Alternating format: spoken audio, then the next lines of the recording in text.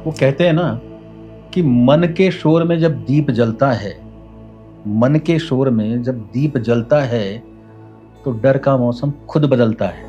मंत्र होठों पर नहीं दिल में उतरे, मंत्र होठों पे नहीं दिल में उतरे तो इंसान भीतर से समझता है। आज मैं आपको जो चीज़ बताने जा रहा हूँ उसने मेरे जीवन के अंदर में बहुत गहरा प्रभाव डाला है। वो है मंत्र। मंत्रों के ऊपर में मैंने बहुत गहरी रिसर्च भी की है, मंत्रों को मैंने बहुत जिया भी है, मंत्रों को मैंने बहुत किया भी है और मंत्रों को मैंने लिखा भी है और लगातार मैं लिखता जा रहा हूँ। मंत्रों को आज भी लिखता हूँ, आज भी बोलता हूँ, आज भी जप करता हूँ, आज भी ध्यान करता हूँ। मंत्रों से ज़्यादा मेरे जीवन के अंदर में किसी भी चीज़ की, यदि मेरे जीवन के अंदर में कामयाबी कहें, मेरे जीवन के अंदर में यदि कुछ भी अच्छा हुआ है तो उसके पीछे मंत्र कहेंगे।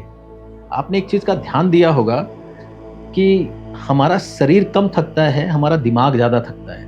आपने कभी सोचा है कि ऐसा होता है तो हमें क्या करना चाहिए? जब भी कभी ऐसा हो कि आपका दिमाग थका हुआ है तो आपको मंत्र करना चाहिए। मंत्रों को लोग बाग सिर्फ एक धार्मिक चीज़ समझते हैं, मगर वो धार्मिक चीज़ नहीं है। मंत्र एक ध्वनि है, ध्वनि का कंपन है।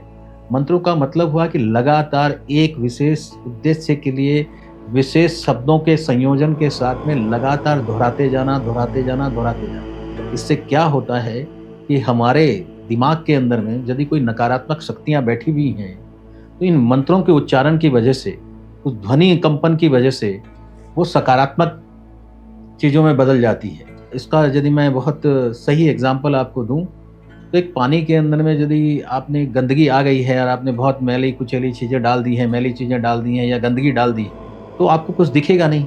वही हमारा दिमाग है, वही हमारा मस्तिष्क है। मस्तिष्क के अंदर में इतनी नकारात्मक चीज़ें घुसी हुई रहती हैं, उसको हम सफाई कैसे करें? मस्तिष्क को हम किस तरीके से डिटॉक्स कर सकते हैं? सिर्फ मंत्रों के द्वारा हो सकता है। मंत्रों के अलावा किसी भी तरीके से डिटॉक्स नहीं हो सकता। एकमात्र एक ही कारण हो सकता है कि आप मंत्र कीजिए। और एक और अच्छी चीज़ आपको बताऊं कि एमआरआई स्कैन के अंदर में भी ये बात बताया गया। एक व्यक्ति को, मतलब इसके ऊपर में रिसर्च की गई कि जिन लोगों को बीपी रहता था उन लोगों ने मंत्र उच्चारण करना शुरू किया। एमआरआई स्कैन के अंदर में दिखा कि 40% बीपी की दवाइयाँ कम हो गई। ये तो एक छोटा सा एग्जाम्पल दे रहा हूँ। आपकी ऑरा बहुत अच्छी हो जाती है, आपका आकर्षण बहुत अच्छा होने लग जाता है, आप बहुत अच्छे निर्णय लेने लग जाते हैं, आप सकारात्मक निर्णय लेने की क्षमता में आ जाते हैं। वक्त चाहे जैसा भी हो, आपकी निर्णय लेने की क्षमता बढ़ जाती है मंत्रों के द्वारा।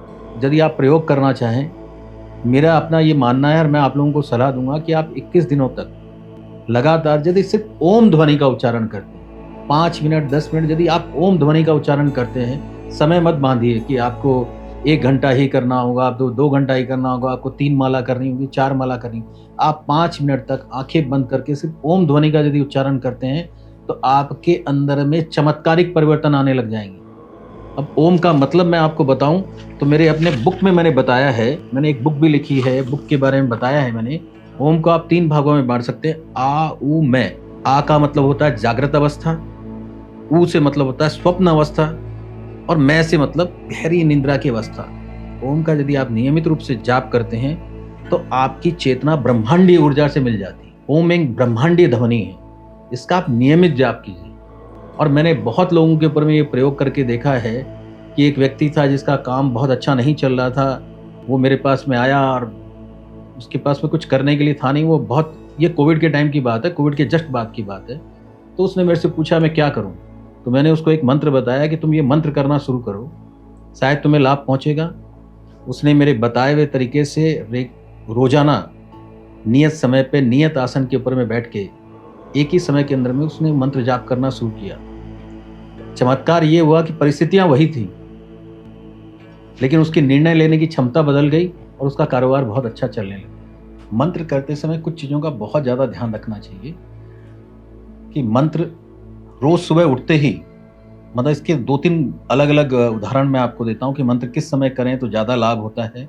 यदि आप सुबह उठते ही ओम का उच्चारण करते हैं तो आपका दिन सक्रिय हो जाता है, आपका मस्तिष्क सक्रिय हो जाता है। हम लोग क्या करते हैं कि सुबह उठते ही मोबाइल फ़ोन देखने लग जाते हैं, तो आप देखेंगे मोबाइल फ़ोन देखते ही हमारा पूरा दिन है ना लेथार्जिक होने लग जाता है, आलस आने लग जाता है। मंत्र करने का सबसे ज़्यादा लाभ रात्रि के समय है। रात्रि के समय किसी भी तरीके से कोई साउंड नहीं होता है, सीधा हम ब्रह्मांडीय ऊर्जा के साथ में मिल जाते हैं। आप यदि, इसीलिए जितने भी मंत्रों के बारे में कहा गया है वो सब रात को करने के लिए कहा गया है। इसके अलावा मंत्र लिखने के बहुत लाभ हैं।